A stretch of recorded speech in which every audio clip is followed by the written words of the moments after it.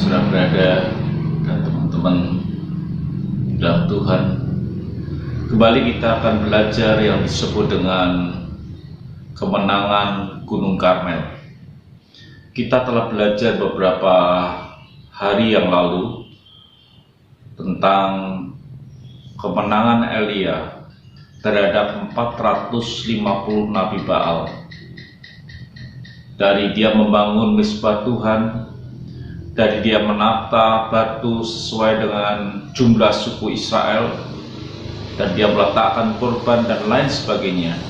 Dan pagi ini kita akan melihat atau kita akan belajar dari sesuatu yang lain yang terdapat di dalam 1 Raja-Raja pasal yang ke-18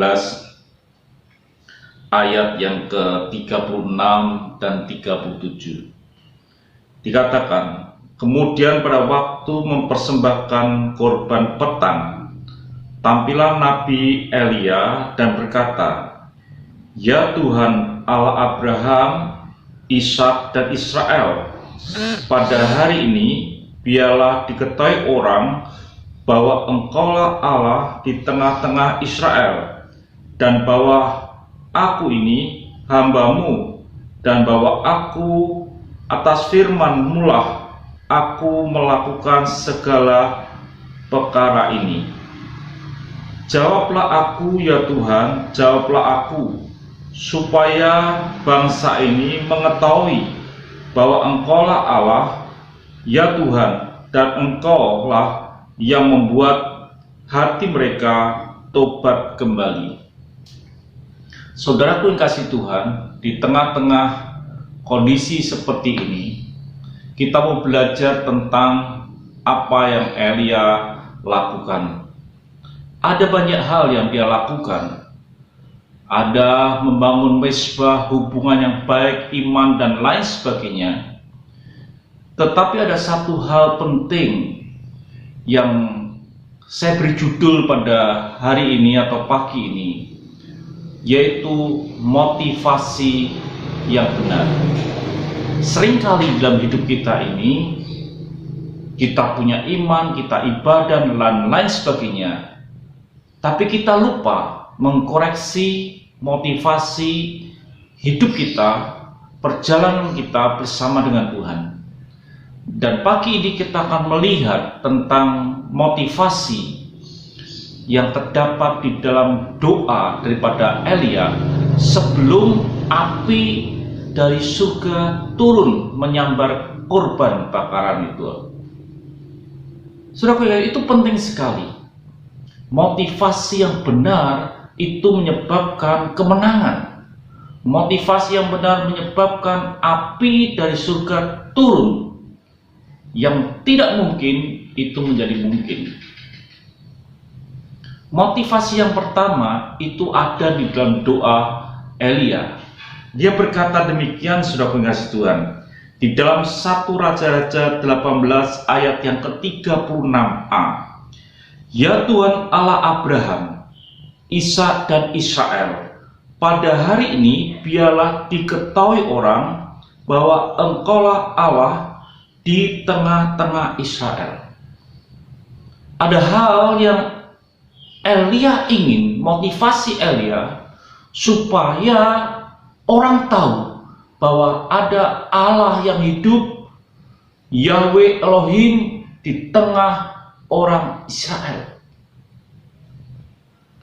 Dia tidak ingin supaya dia terkenal, dia tidak ada motivasi supaya dia menjadi hebat, tapi dia berkata supaya orang tahu ada Tuhan di tengah-tengah bangsa Israel. Saudara kasih Tuhan, motivasi ini perlu terjadi dalam hidup kita. Hari ini mungkin sudah bisa tenang, sudah bisa merasakan rasa aman, nyaman di dalam perlindungan Tuhan. Tapi jangan sudah berpikir bahwa itu karena sudah hebat, bukan jangan berpikir sudah itu karena mungkin sudah kudus atau memberikan korban dan lain sebagainya. Perlu ada motivasi. Kalau aku bisa seperti ini, supaya orang bisa melihat ada Allah yang hidup di dalam perjalanan hidupku. Nah, motivasi ini perlu dalam hidup kita, supaya orang melihat bahwa ada Allah yang hidup, ada Tuhan yang hidup di dalam kehidupan kita. Itu motivasi yang dimiliki oleh Elia. Bukan kehebatan dia, tapi dia berkata supaya orang tahu ada Allah yang hidup. Yang kedua, saudara kasih Tuhan, dikatakan dalam 1 Raja-Raja 18 ayat yang ke-36b, dia berkata, dan bahwa aku ini hambamu, dan bahwa atas firman-Mu lah aku melakukan segala perkara ini. Kalau betul-betul ada api turun, itu bukan karena Elia, tetapi karena firman Tuhan. Motivasi yang kedua yang dimiliki Elia adalah bahwa ada firman yang berkuasa. Kalau hari ini saudara bisa selamat, kalau hari ini saudara bisa mengalami sesuatu kemenangan, itu bukan kehebatan saudara, tapi karena kuasa firman Tuhan ada di dalam kehidupan saudara. Itu motivasi yang kedua. Motivasi yang ketiga, saudara kasih Tuhan, dikatakan di dalam 1 Raja-Raja 18 ayat yang ke-37, dan engkaulah yang membuat hati mereka tobat kembali.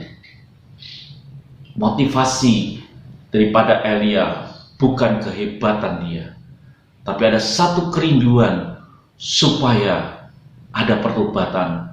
Artinya dikatakan jelas, engkaulah yang membuat hati mereka tobat kembali. Berarti ada kemurahan Tuhan di dalam perjalanan hidup bangsa Israel. Elia ini berkata, ada Tuhan yang murah, yang bisa mengubah hati. Dan bukankah hari ini, di tengah-tengah kondisi seperti ini, terjadi banyak pertobatan? Orang mulai bersekutu kembali dengan Tuhan. Orang mulai rukun di dalam rumah tangga.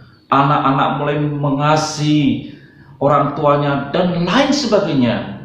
Bukankah ini bahwa ada Tuhan yang murah yang membuat hati kita tobat kembali? Kalau kita ingin menang di dalam hidup ini, milikilah motivasi yang benar. Tuhan memberkati.